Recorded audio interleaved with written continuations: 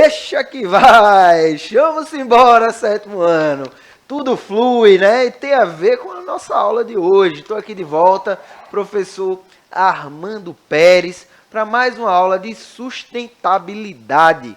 Como é que vocês estão? Tudo bem? Todo mundo animado aí para o início do recesso? Como é que estão aí? Conquistaram muitos aprendizados? A gente está aqui, né, sempre esperando aquele contato com vocês. E para dialogar, né, tá ali no chat o nosso companheiro, o rapaz do rostinho lindo, Gilson Soares. Dá o teu bom dia, querido. É isso aí, pessoal. Chegando aqui na sua tela, maravilhosamente, Gilson Soares, professor. Rostinho lindo, maravilhosamente. Vamos agora dialogando essa última aula antes do recesso. Sei que vocês estão aí ansiosos pelo recesso. Está chegando. Calma, última semana. E vamos dialogar hoje sobre sustentabilidade, pessoal. Vamos embora. E o tema da aula de hoje é superfícies líquidas, né? Então, superfície líquida parte 1, você já sabe que daqui a pouco, lá no futuro, a gente vai ter a parte 2. Então, fica no aguardo. Eu estou aqui com Gisela também, que está fazendo a tradução para as libras, deixando nossa aula bem mais acessível, beleza? Vamos começar, ó. Mas, professor, é líquido? Como é que é superfície líquida? Observe isso aí, ó. E aí? Tem imagem apaixonante, viu? Não é, não? Ô, rapaz. Não parece que é uma superfície mesmo, né? Uma superfície líquida. Por quê? Porque a gente tem os estados da matéria. A gente tem o sólido, né? E a gente tem o líquido também. Então, a superfície líquida, quando a gente está falando de superfície líquida, a gente está falando, né, dos corpos hídricos. A gente está falando do mar, a gente está falando do oceano, a gente está falando das lagoas, das lagunas, né, dos rios. A gente está falando de todo o sistema, né, da hidrosfera. Vocês já ouviram falar na hidrosfera? Então, a hidrosfera é justamente, né, todos os aspectos que envolvem a água, né, no seu estado sólido, líquido e gasoso. Lembrando que também tem as geleiras, a gente vai ver tudo isso aí. Então, a superfície líquida, né, se você pensa aí no planeta Terra, fecha os olhos e pensa aí no planeta Terra. Né? O planeta Terra ele tem duas superfícies distintas, né, que a gente consegue observar. A superfície sólida, que são os continentes, né, as terras emersas, que estão fora da água, e a superfície líquida, né, e as terras imersas, ou seja, o que está ali, né, no assoalho oceânico. Então, é isso aí. É tão importante estudar as superfícies líquidas quanto, né, as superfícies sólidas, como a gente estuda na geologia e por aí vai. Beleza? Então, para começar esse estudo, eu acabei de falar o quê? Do planeta Terra, né? Então, ó, vocês já viram, né, em geografia, que existiu aí um continente único chamado, vou escutar vocês falando o nome daí. Isso mesmo, Pangeia. Né? Esse nome bem interessante, você vai botar o nome, você adotou aquela cadelinha, bota Pangeia o nome dela, tá aí uma campanha, adota Pangeia, é coisa bonita, né? E a Pangeia, como o continente único, se a gente só tem terras emersas e a superfície líquida, um continente único, a gente vai ter também só um oceano, não é? E o nome desse oceano é Pantalassa. Pantalassa é o nome do oceano, né, pretérito lá atrás, né, da superfície líquida que continha aqui no nosso planeta, quando todos os continentes se juntavam num só. Né? Então a gente vê que as placas tectônicas se movimentam, está ali o manto. Não é isso, professor Gilson? Exatamente. Tectônica de placas. Eita, muito bem. A gente já deu essa aula aqui sobre isso esse ano. Foi. Já, né? Perfeito. Vamos embora. Então aproveita para recordar. E aí eu pergunto a você, já que é para recordar, eu trago aqui uma perguntinha para ver aí como é que vocês estão. Não é? Vocês lembram, vocês sabem o nome dos oceanos? Alguém aí sabe o nome de todos os oceanos que a gente tem? Quantos são os oceanos? Hein? Vamos ver aqui, ó. Vai chegar a resposta para vocês agora, ó.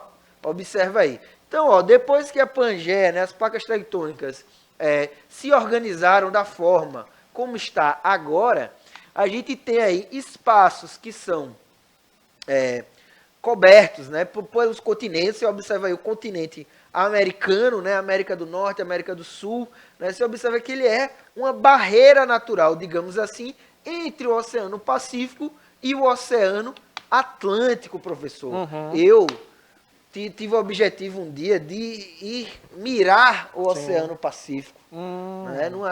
Na verdade, o objetivo era ver o sol se pôr no Oceano Pacífico. Aí eu fui na cidade de Lima, no Peru. Eita, terra boa. Visite. E aí estava nublado. Mas o que importa é o caminho e não é a chegada, beleza, pessoal? Fica aí essa lição. E aí a gente tem o Oceano Pacífico e o Oceano Atlântico, como eu falei para vocês. O Oceano Pacífico é o maior de todos, né? Nós vamos ter aí o Oceano Índico entre a África e a Oceania. E é o Oceano Índico, porque aqui, ó, nessa pontinha aqui a gente tem a Índia, ok? E aí, no norte, no extremo norte e no extremo sul, nós vamos ter os oceanos glacial ártico e o oceano antártico, ou seja, ártico e antiártico. Nunca mais você vai esquecer onde é que está cada um, ártico e antiártico, né? Ou seja, o contrário. Beleza, pessoal? Então, a primeira estrutura que a gente observa é justamente a estrutura do mar, né?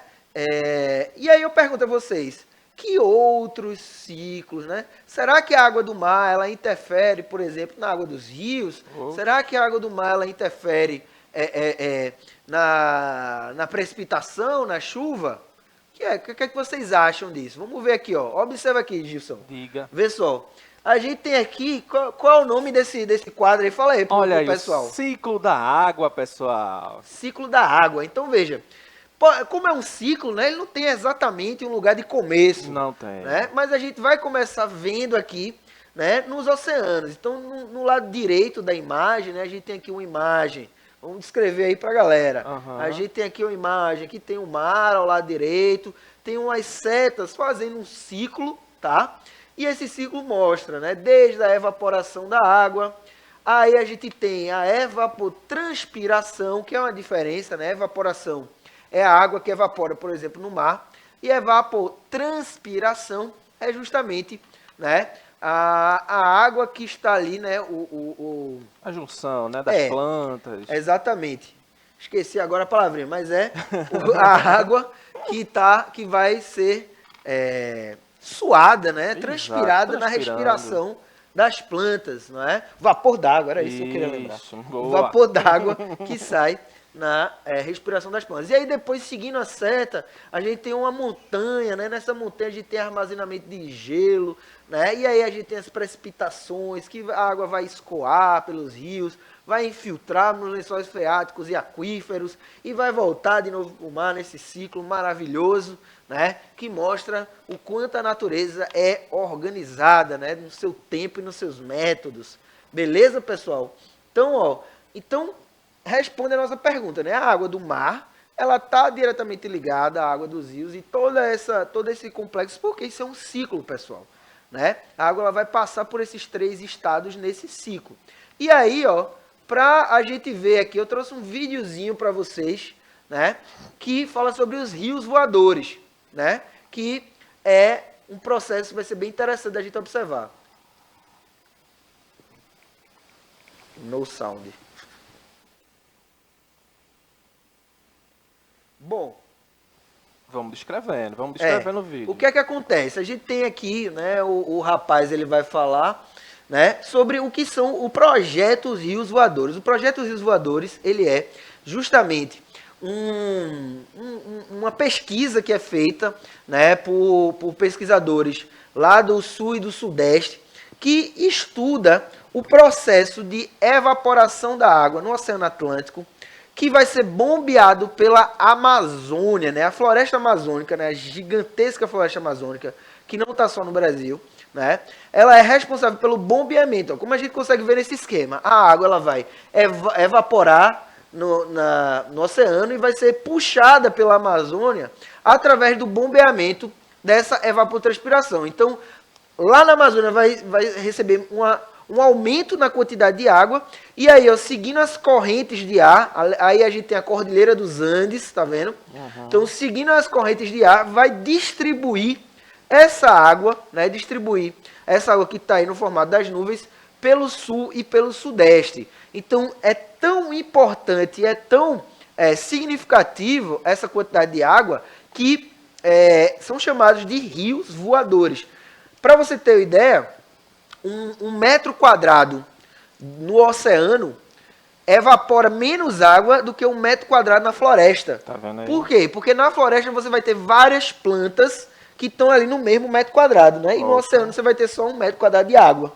Então a evapotranspiração da floresta, né? A quantidade de água que a floresta evapora é muito maior. Beleza, pessoal? Então, no final eu vou até trazer uma dica para vocês, né? Eu trago como atividade, aí ó, o esquema aqui vai ficar mais claro. Eu trago como atividade para vocês justamente ir nesse site dos rios voadores, vai ter um QR Code, então já prepara aí o teu leitor de QR Code, né? Professores também que ainda não chegaram até esse site, podem, né, ter muito material didático, muitos vídeos, então importante, é muito útil para a gente estudar isso aí, a hidrografia do Brasil, então, 6º, 7º ano. Ó, então a gente tem aqui um esquema, né, pausado, né, de como funcionam esses rios voadores, né, e da gente perceber que não é só o ciclo da água que está interligado, mas também a distribuição dessa água, né, no nosso continente. Então percebe que, já imagina aí, se a gente tem uma diminuição, por exemplo, da floresta amazônica, a gente vai ter uma diminuição, né, na composição desse sistema, né, e a gente está estudando ele agora. Então, existe ainda, né, um processo para ser estudado, né, é importante o investimento, né, para que isso aconteça, inclusive, né, investimento público, né, porque isso é de interesse nacional. Beleza? Então, perceba que o problema da Amazônia, né, o desmatamento da Amazônia, ele não afeta somente a região amazônica. Ele vai afetar o regime de chuva, por exemplo, no Cerrado. A gente já falou do Cerrado aqui, né? No Cerrado, que é a chamada caixa d'água do Brasil. Beleza, pessoal? Deu para seguir aí? Então, esse vídeo tá lá, né, no site Rios Voadores, a gente vai ver no final. Distribuição da água no mundo. Presta atenção nisso aqui, professor. Toda vez que eu olho para esse gráfico, eu fico, né, assim, estarrecido. Né? Como a gente não valoriza o que a gente tem, né? Porque, veja, aqui a gente tem uma imagem com 2 gráficos daquele formato pizza, tá? Vamos analisar primeiro o de baixo, o que está aqui embaixo. Nós temos o quê? 97% da água no mundo é água salgada. Então, veja, a gente tem 100%, né, porcentagem. Nós temos 100%. Desses 100%, que é o todo, 97% é de água salgada.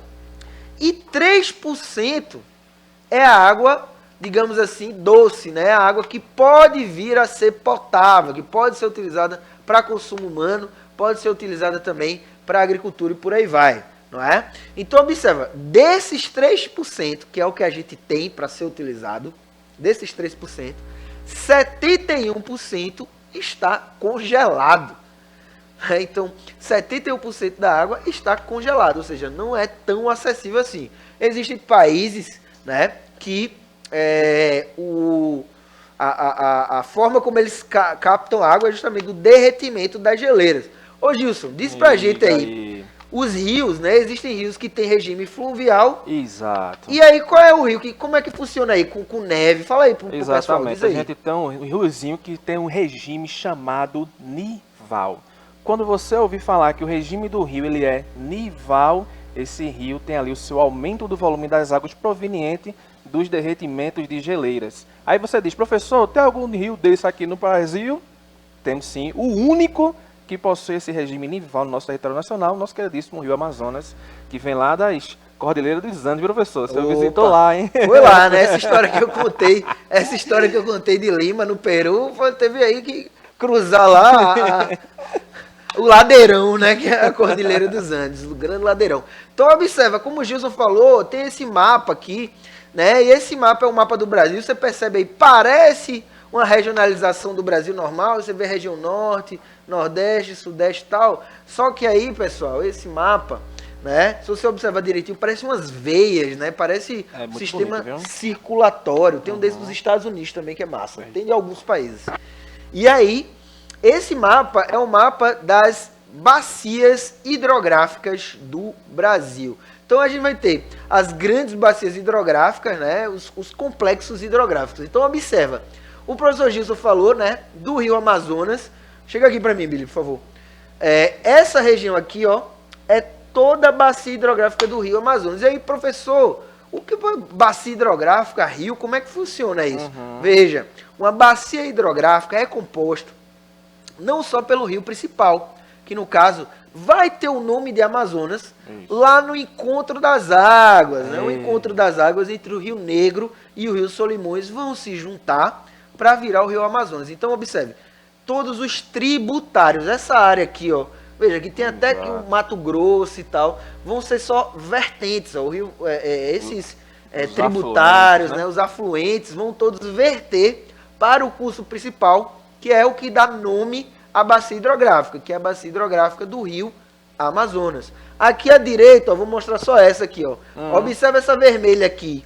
Opa! Joga na tela aí, Billy. Muito bem. Essa vermelha justamente aquela que é a famosa aqui, né? A mais importante para nós, que é a bacia hidrográfica do rio São Francisco. Né? A bacia hidrográfica do rio São Francisco, que nasce lá na região sudeste e deságua no Oceano Atlântico, como dizia a canção do Luiz Gonzaga, né? O rio São Francisco vai bater no meio do mar. Por quê? Porque ele nasce lá no sudeste e vem vertendo, ó, e deságua ali entre Alagoas e Sergipe, né? Grande Piaçabuçu, né, professor? Terra boa, viu? Piaçabuçu. Eu gosto. Ei, minha geografia. Vamos embora. Ó, e como será? Então, já que a gente viu toda essa complexidade que a gente tem aí, né, todas essas questões relacionadas a essas dinâmicas, né? Isso a gente deu uso, né? A gente passou a dar uso, né? Porque todos os seres vivos, sejam plantas, né? Até as rochas precisam da água também para fazer seus processos de transformação, né?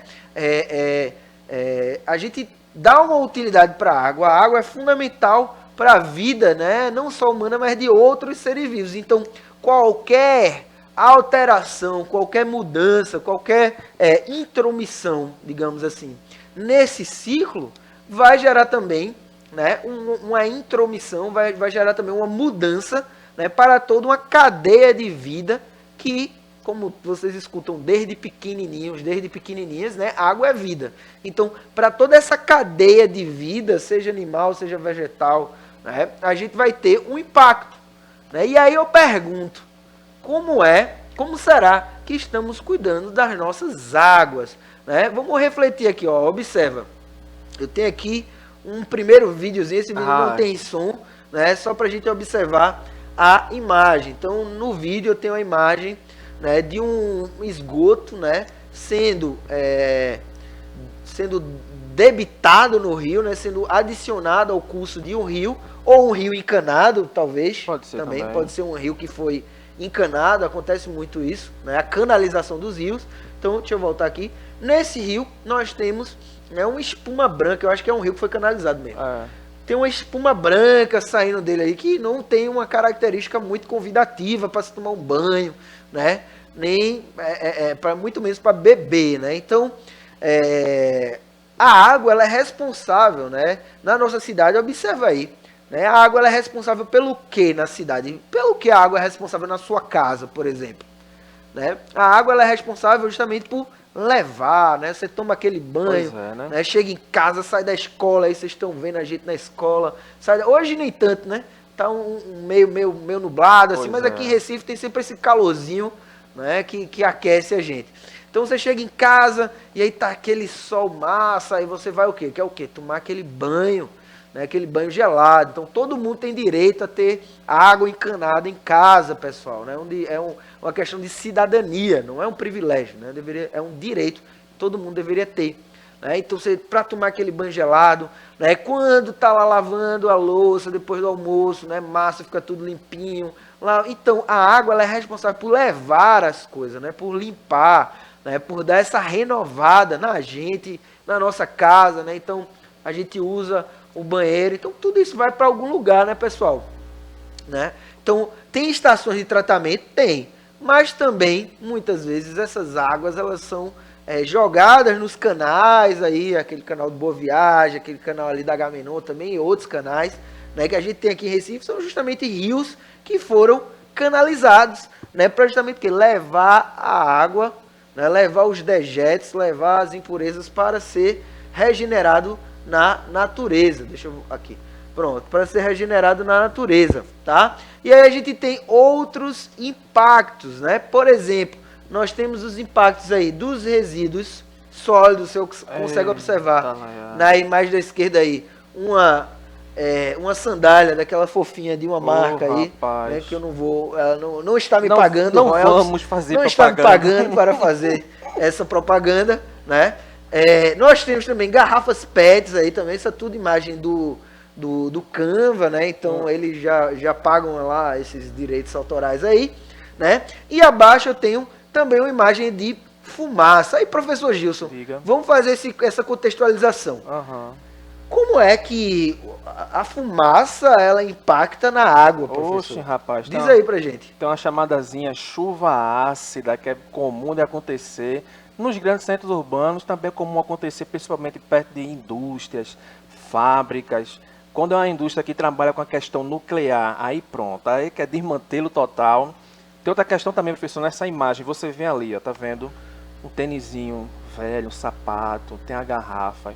E aí é bem comum, principalmente aqui na nossa cidade, essas regiões mais litorâneas, que a gente tem a vegetação do tipo de mangue, o manguezal, a gente tem imagens do tipo assim, ó, um sapato, uma garrafa, uma latinha, capacete de moto. Exatamente, que foi descartado de uma forma irregular no corpo hídrico, no próprio rio Capibaribe.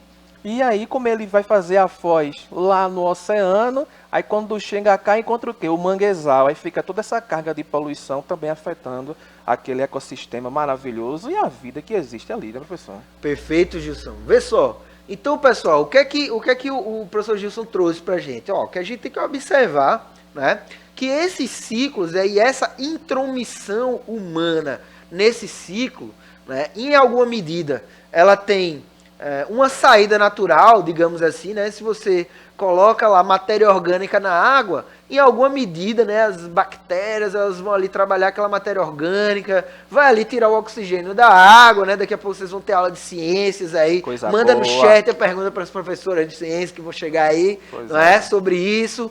E a gente tem, né? A gente vai ter aí uma capacidade da natureza de se renovar, né? De lidar com essa sujeira. Mas aí a pergunta que fica será que ela consegue lidar com todo tipo de lixo que a gente coloca, né?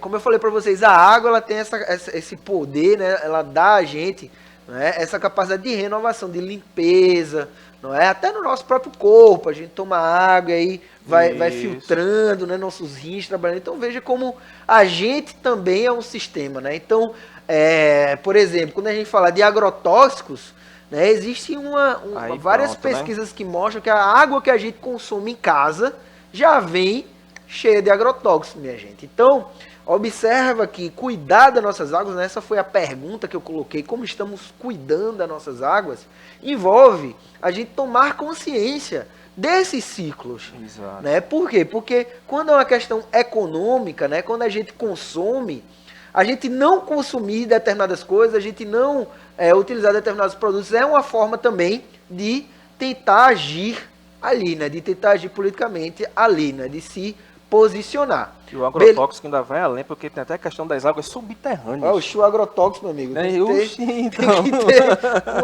uma aula só para falar dele.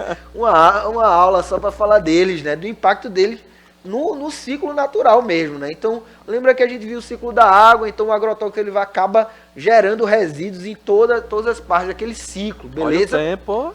Porque não são elementos naturais, né? Então, a natureza ela tem dificuldade de trabalhar aquela lei, de transformar. Então, ó, como eu falei para vocês, a sugestão da atividade de hoje, você vai escanear aí esse QR Code, né, que vai levar vocês para o site do projeto riosvoadores.com.br, Né? Esse projeto Rios Voador aí lá tem mapas, tem vários vídeos, tem artigos para vocês lerem, então é uma fonte muito rica de pesquisa. E aí eu deixo como atividade, né, para vocês ficarem curiosos. O vídeo não rolou o som, mas você pode ir lá assistir aquele vídeo também, tem outros. Beleza, pessoal? Professor Gilson, Diga. até breve, dê aí o Pois seu recado é, final né? para os alunos e alunas. Um ótimo recesso aí, pessoal. Nos vemos após o recesso. Um beijo do rostinho lindo. Beleza, Gilson, obrigado pela parceria sempre. Pessoal de casa, vou aqui deixar, né, um forte abraço para vocês, que vocês possam manter aí o ritmo quando voltar. Descansa, que é para voltar melhor, observar aí o que deu certo e continuar fazendo, e ver o que não deu tão certo e buscar sempre se aperfeiçoar individualmente, beleza? A melhor avaliação que você faz é você consigo mesmo. Tudo bem, pessoal? Então, eu me despeço agora de vocês. Até o futuro e tchau, tchau. O